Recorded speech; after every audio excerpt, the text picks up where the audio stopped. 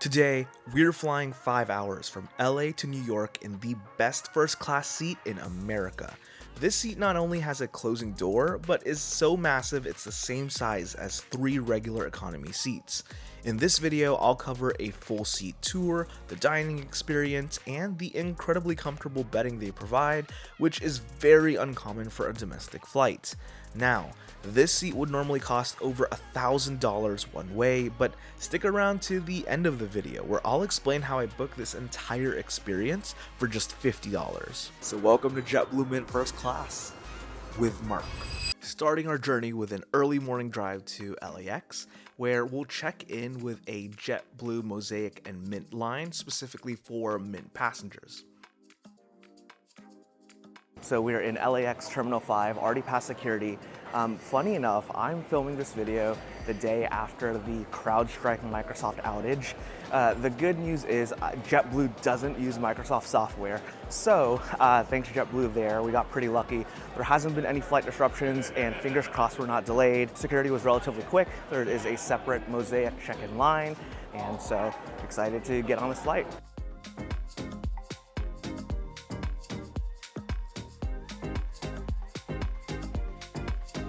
So one thing to know about JetBlue is not only do they not have a lounge at LAX, JetBlue doesn't have a lounge at all. So there's no lounge for business or first class passengers. I believe the only lounge in Terminal 5 of LAX is the American Airlines Admirals Club, but that's about it. So for now, we're just relaxing by the gate.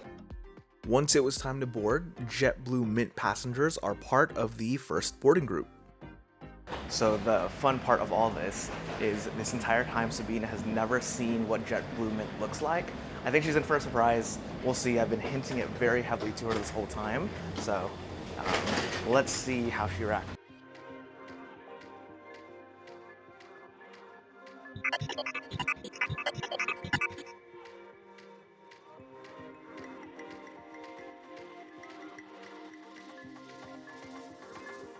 All right, so as I was walking up, I was looking for my little seat number and was incredibly confused, and there was a single seat under my seat number. Shout out to Mark for not telling me my tag was out. I was flabbergasted at the size of this seat. It made zero sense.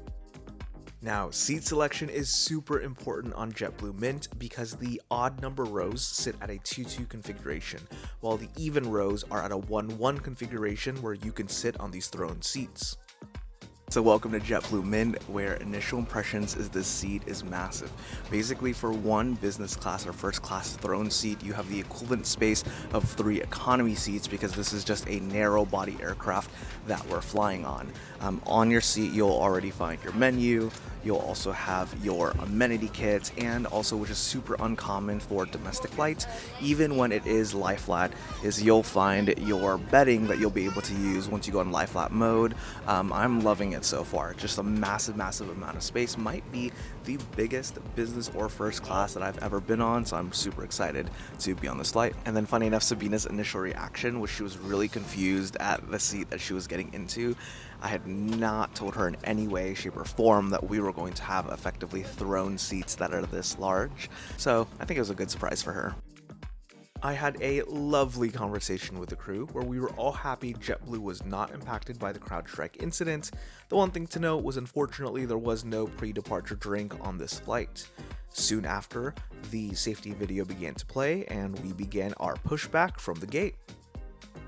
And as you can see, when we were taxiing on the runway, there were quite a few planes in line with other airlines impacted by the incident. And here is a little goodbye wave from Sabina as we start to take off.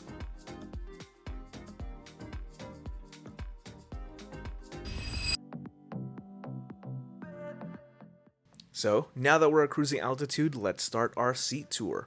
Welcome to seat 4A in JetBlue Mint, which is one of their throne seats, and you can see the massive amount of space. In front of you, you'll have a 15-inch touchscreen and then this interesting storage compartment right underneath it. Then, taking a look at the footwell, I will admit it is a little bit on the tighter side. Now, on the door side of the seat, you'll find this large but narrow storage compartment. Sabina used it for her purse. I didn't really use it for anything. Then you'll also have these interesting little pockets where you can put your iPhone. You've got a water bottle and a separate reading light aside from the overhead lights, and then one of your 3 universal power outlets that are available on this seat. For the tray table, there is a latch that you can click to pull it out, as you are seeing here. It is a little bit on the smaller side, I would say. JetBlue Mint is one of the few domestic flights that offers a closed door cabin, and it does offer a ton of privacy, which is great. You'll also find the controls of your seat in this side panel, and it also has a massage function that I completely forgot to use during the flight. Your GameCube controller over here is going to be a remote.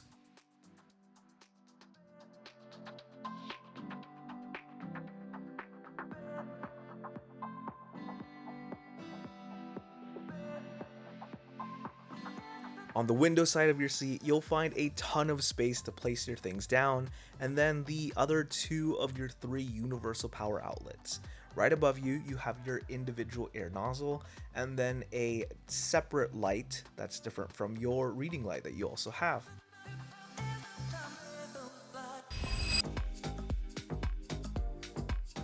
About 30 minutes into the flight, the crew came around in order to take everyone's orders. Now, the menu for JetBlue Mint is a lot of fun. It looks like it was made by a Gen Z intern, which is great because there's also a Spotify playlist. Mint offers espresso and a range of other drinks, but the best part is their small plate concept where you choose 3 of these 5 in order to build your breakfast. Then you also have a ton of fun cocktails, beer, liquor, white wines, and red wines, so there are a ton of drink options for everybody on this flight.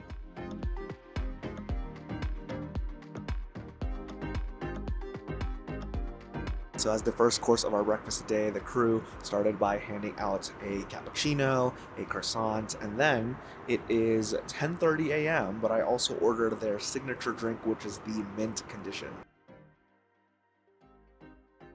Oh, that is really, really good. It's not too strong of a drink. It's super, super refreshing. This might be one of my favorite drinks on a flight in any of the flights that I've taken so far. JetBlue Mint's breakfast consists of a bunch of small plates that put together the entire meal. So for my meal, I chose the avocado toast, the French toast, and the coconut yogurt, along with a chicken sausage on the side. This looks incredible, so let's try it out.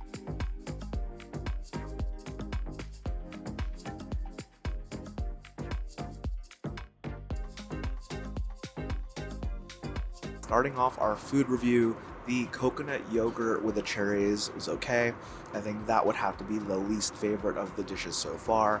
The avocado toast, very aesthetic. I would say the avocado itself is a little sour for my taste, but overall very flavorful. I'm a big fan. The star of the dish, without a doubt, is the French toast, which is both super flavorful and really fluffy, and the chicken sausage is a good complement on top of the whole meal. I would say this is hands down the best breakfast that I have ever had on a plane. So big kudos to JetBlue. JetBlue's absolutely winning. And here's a quick look at Sabina's breakfast, where she got a chocolate croissant and some tea. And then instead of getting the yogurt, she got the apricot as her third plate.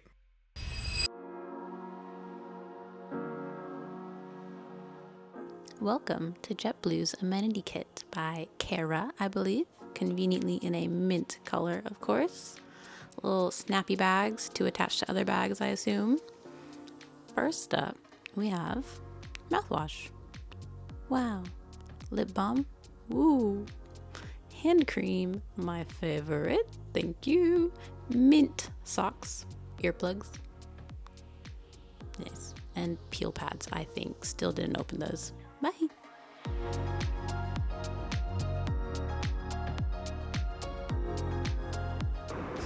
Welcome.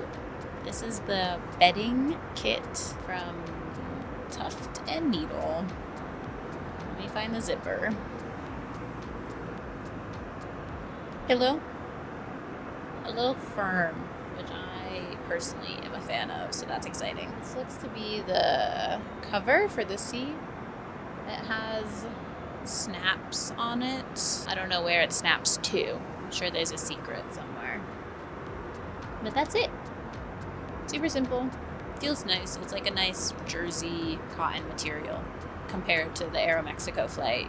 Their layback situation, super fast. So speedy. I'm going to put all this out and finish my book. Bye. So, just like Sabina, I also couldn't figure out how to use the clips, so here's a quick compilation of me struggling.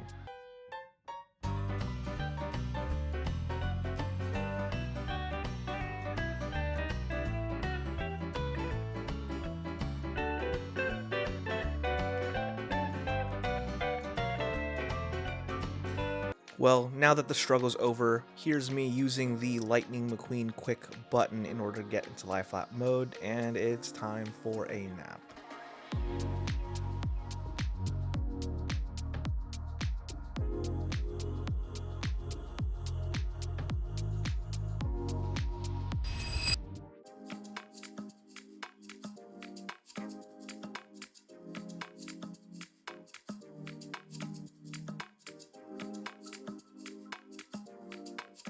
If you get hungry after your nap, there is actually a snack bar that sits in between the first and economy class cabins, and this is actually available for anyone on the plane, which is a huge perk.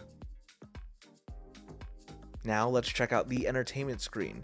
I would say it's really cool that JetBlue has live TV, but this is the most unresponsive screen I have ever worked with. Not only that, the movie selection was unfortunately super limited, and as you can see here, we already failed the Star Wars test, and yes, you are watching me swipe 8 different times on this screen before it started moving, showing you how bad it is, and also JetBlue also fails the Lord of the Rings tests, so just not a great experience there. But the one saving grace is the Think Sound headset actually had really good audio quality, and I'm showing that to you here by giving you a total Dad Energy thumbs up. With about an hour left on this flight, let's talk about things that I liked and didn't like so much on this flight. To start, the number one best thing about JetBlue Mint is their Throne First Class seats. This is hands down the single best seat to fly in any US airline in America. It is an absurd amount of space. It is the equivalent of 3 economy seats. Fantastic, and has been super comfortable the entire way. The second big highlight is the food, and I love the small plates concept that JetBlue does. Flavor and presentation were there today. JetBlue hit the nail on the head with food, so well done. And the final thing I loved about this flight is you're offered betting on essentially all JetBlue Mint flights. Now let's talk about things that I didn't like so much about JetBlue Mint. The very first thing is, like most business or first classes, there's some pretty obvious signs of wear and tear. The worst of it is a food stain on the control panel, so not great over there. Number 2 is the incredibly limited number of movies that are offered on this flight, and on top of that, unfortunately, the screen was also super unresponsive. The final major thing I didn't like about JetBlue Mint is the simple fact that JetBlue has no lounges at all to offer its customers.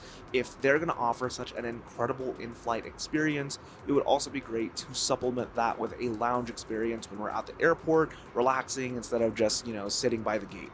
At the beginning of this video, I did promise that I'd explain how I booked this JetBlue Mint throne seat for as little as $50, and I did that with the power of points and miles. Etihad and JetBlue have a special partnership where you can book JetBlue flights on Etihad's award program. And on top of those 50,000 points, I only paid about $50 in taxes and fees, so that's how I booked this flight.